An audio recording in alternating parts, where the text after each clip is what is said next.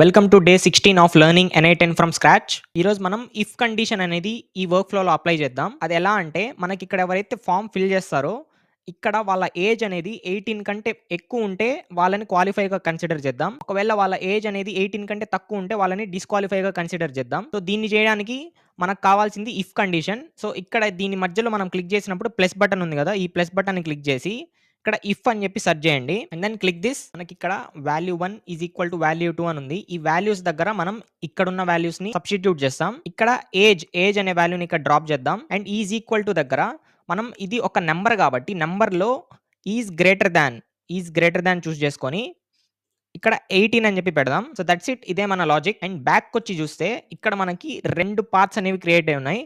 ఒకవేళ ట్రూ అయితే ఈ ఏజెంట్ దగ్గరికెళ్ళి ఇలా మెసేజ్ అనేది వస్తుంది.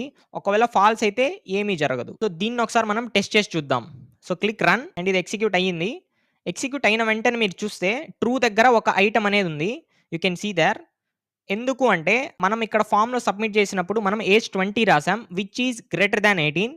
సో అందుకనేది ట్రూ పాత్‌లో ఎళ్ళింది. అండ్ ఏఐ ఏజెంట్ అనేది అది వర్క్ అనేది చేస్తుంది. అండ్ నెక్స్ట్ స్టెప్‌లో ఏఐ ఏజెంట్ అనేది మెయిల్‌ని ఫ్రేమ్ చేసి మెయిల్‌ని పంపిస్తుంది. ఒకసారి వర్క్ ఫ్లోని చూడండి. దీన్ని నేను ఒక ఆర్డర్‌లో కాకుండా ఎలా పడితే అలా అరేంజ్ చేస్తున్నాను. ఇలా ఉన్నప్పుడు మనం ఏదైతే ఇక్కడ టీడీఎఫ్ ఉందో దీన్ని క్లిక్ చేసినప్పుడు ఇలా మనకి స్ట్రెయిట్‌గా ప్రతీదీ వస్తుంది. దీనివల్ల మనకి అండర్‌స్టాండింగ్ ఉంటుంది. అండ్ దెన్ మనం ఊరికేనే ఇలా అడ్జస్ట్ చేసుకోవాల్సిన అవసరం ఉండదు. సో ఈ వర్క్ ఫ్లో అనేది మీకు కావాలి, మీరు ప్రాక్టీస్ చేయాలి అంటే జస్ట్ కామెంట్ లింక్ అండ్ ఈ వర్క్ ఫ్లో అనేది మీకు నేను టెంప్లేట్‌తో సహా మీ డీఎంలో సెండ్ చేస్తాను.